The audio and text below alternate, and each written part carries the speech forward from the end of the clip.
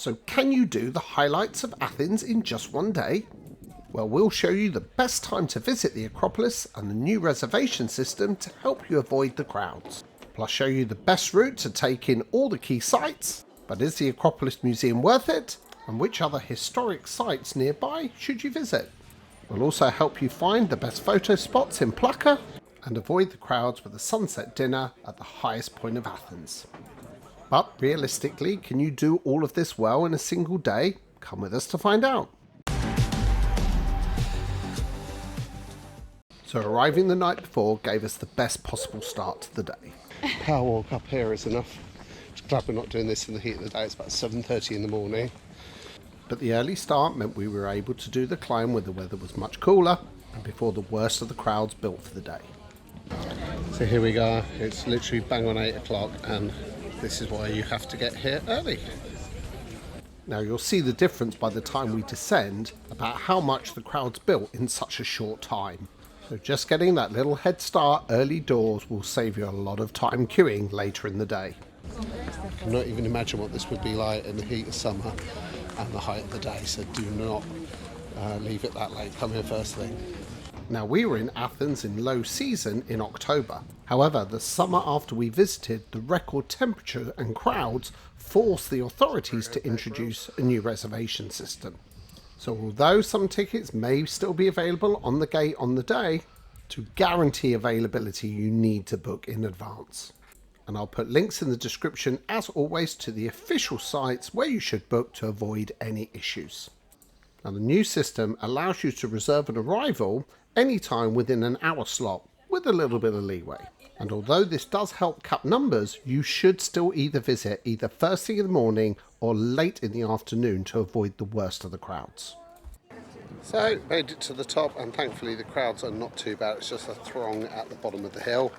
If you get up early enough, as I said, later in the day and during the height of summer, I dread to think what this place could be like. So lucky we're coming slightly out of season. And the far side of the Acropolis, there's a little bit less of the scaffold. The front end is completely covered at the moment, but be a little bit creative with your camera angles. You know, you might not even know it's there. Now this is where I must elaborate to be factually accurate. The Parthenon is the name of the iconic temple at the summit, and the Acropolis is the collective name for the various historic sites, including those on the surrounding slopes. Tonight, however, we are going off to this place, Lycabettus Hill, which is the tallest point in Athens. But I'm pleased to say that they at least have a funicular up to the restaurant we're going up there because, one hill is enough for me, thank you. From here we could also see the Panathenaic Olympic Stadium, which we would visit the next day, and also the Temple of Olympian Zeus, which we opted not to visit for the obvious reason it was clad in scaffold. And further round was the Acropolis Museum, which was next on our itinerary as we descended the southern slopes of the Acropolis. But before departing we took in other key sites at the summit, most notably the ancient Temple of Athena, and although barely after 9 o'clock in the morning, the volume of visitors had increased significantly. So as we left through the Propylaea, the gateway entrance through which we had arrived, the difference in the queue was a stark contrast from our arrival earlier. What a difference an hour makes. And this is what's known as the Acropolis conga line.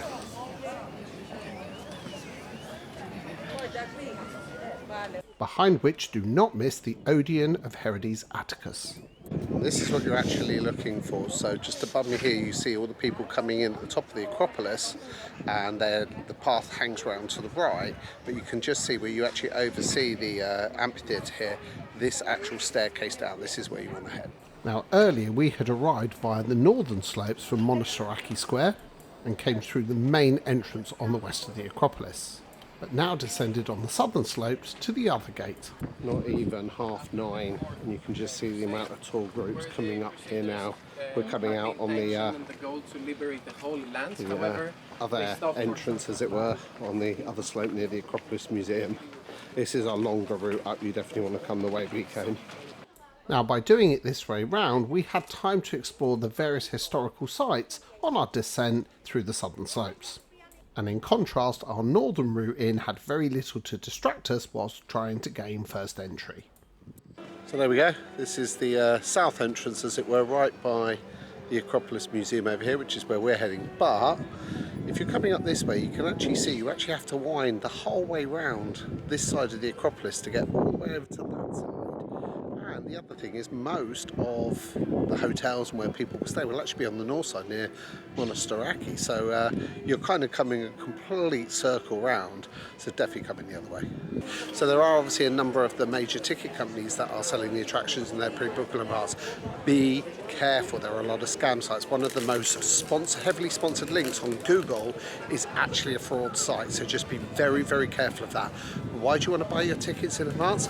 That queue there is actually just the queue for the ticket booth. Anyone who has a ticket is just walking straight in. So our next stop was the Acropolis Museum, which can be found just adjacent to the southern gate. And this impressive exhibition is where you'll find the preserved artefacts from the various excavations around the Acropolis. Now, such a museum may not appeal to everyone. However, aside from the artefacts, the museum helps bring the history of this world-famous site to life, giving you a real sense of the sheer scale and impressive architecture of the complex at its pinnacle in history. For the Lego buffs amongst you, now this takes it to another level. How about building yourself an entire Acropolis of Lego?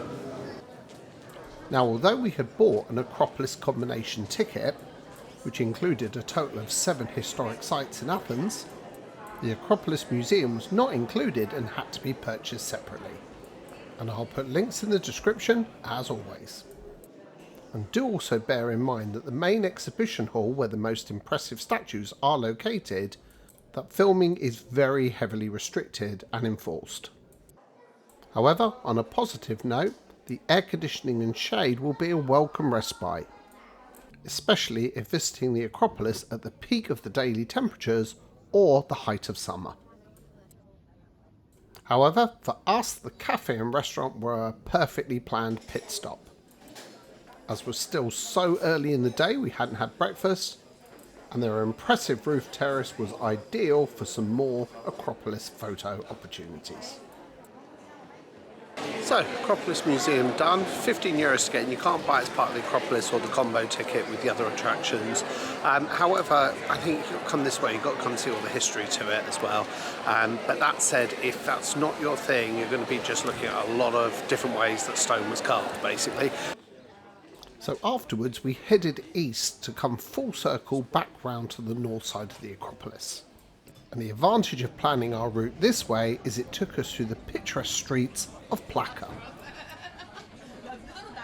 This colourful and characterful neighbourhood is a rabbit warren of side streets and alleyways, all lined with bars, cafes and restaurants trying to entice you in.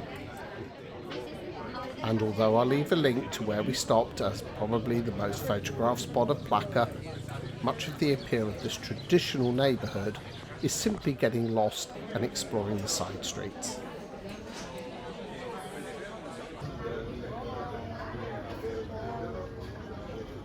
Better? Much.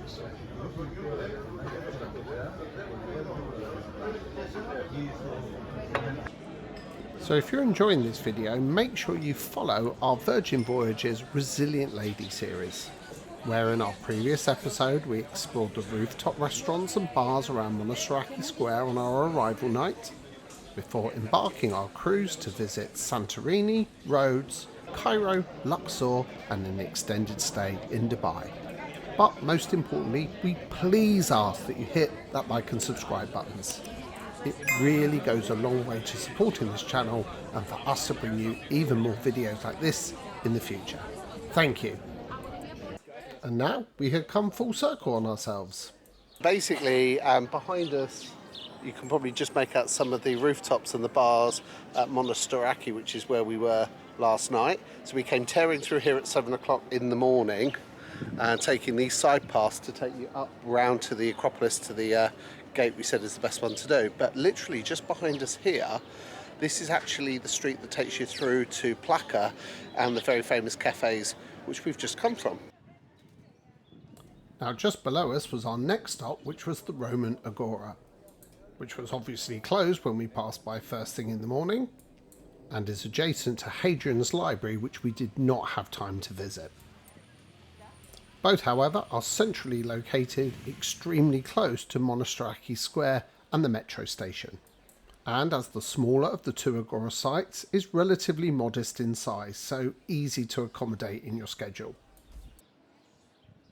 Dating back potentially as early as 10 BC, the centrepiece is the main surviving structure, the Tower of Winds. This entrance isn't open. The security's doing a good job of holding them back. And only a short stroll further on you come to the ancient Agora of Athens, which is significantly larger than the Roman Agora, so if you don't have time to do both, this is the one you should prioritise. As aside from having more intact structures, also features the Stoa of Attalos, the Museum of Modern Greek Culture, inside which you'll find many exhibits on display. And on the opposite side of the site you'll find the Temple of Hephaestus. Here at the ancient Agora we've done a full circle pretty much of all the attractions. Acropolis in the background, but one other place you might want to have a look at is that hill there, which is opposite the Acropolis, called Lycabettus Hill, which is a very, very famous viewpoint where you can get up, but frankly it's not far off 30 degrees, it's lunchtime, it's hot, I've climbed enough hills today. And since our visit, the Acropolis combination ticket, which included these sites, still appears on the official ticket site but not bookable and appears to be being phased out. So straight out of the ancient Agora, one reason we did it this way round is that we literally come out, hang a left, and we're at Visio train station, so we're literally 3 stops I think up on the metro, so quick run straight back to the hotel. But true to form, somebody has spied the ice cream parlour. And given that we had fitted in so much, we were still back at the hotel by early afternoon to freshen up, before heading out to the highest point of Athens for sunset. So here we are at Lycabettus Hill at the funicular station. We got an Uber over here because the metro station's a little way down the hill, and when we show you later we'll walk back down how steep that hill is.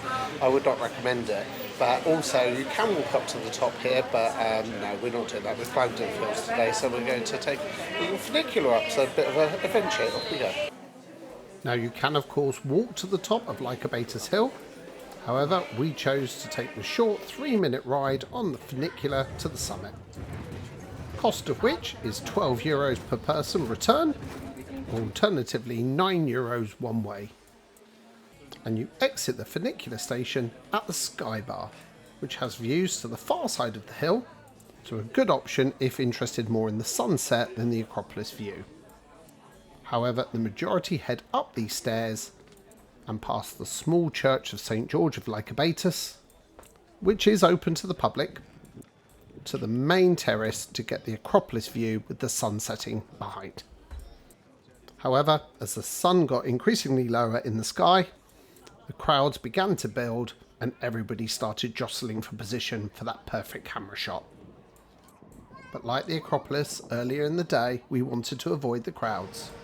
Back in the funicular station, you'll find the entrance to our dinner reservation for the evening. That is what it is all about.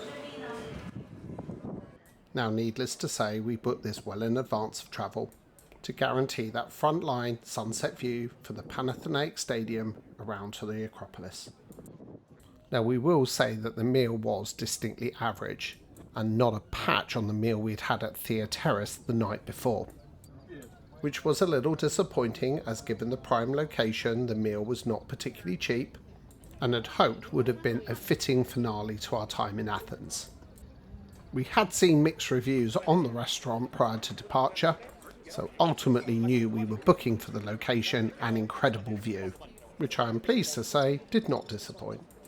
The waiter has brought dessert for Lorraine and 2 spoons optimistically. And you ain't getting a look in. No, tell me about it. I value my life.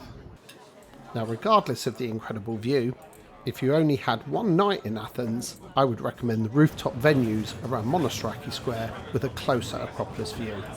As we've done this the previous evening, check out our previous video where we show you the best restaurant and bar options to visit. And you wonder why we got an Uber here. You see all the taxis pulling up here. Well, we've just saved ourselves the climb there, and we could have come on the metro, but we would have had to climb uphill, and the wife is now thanking me. See, now it's actually at the point there's no light up there at all anymore. You can't even see the top anymore. We've just passed some people losing the will to live. Literally just when we thought we got to the bottom. False perspective. It is so far up there. It's ridiculous. So actually just do yourself a favour. Just get yourself an Uber straight to the bottom of the funicular and walk down. Do not ever try going up there, please. Which wraps up our video on how much you can achieve in a single day in Athens. But make sure you subscribe to watch our next video to see if the Panathinaike Stadium and the changing of the guard are worth seeing, before heading to Piraeus Port to board Virgin Voyages Resilient Lady, where we'll show you the embarkation process and the sail away party, and quite literally as Virgin Cruisers, we'll give you our first impressions and honest opinion on the ship, the dining and the entertainment. So make sure you keep watching our Virgin Voyages Resilient Lady series with its bucket list itinerary, or alternatively one of our many other destination videos. But for now, drop us a like and a comment, and we look forward to seeing you again soon. Thanks for watching.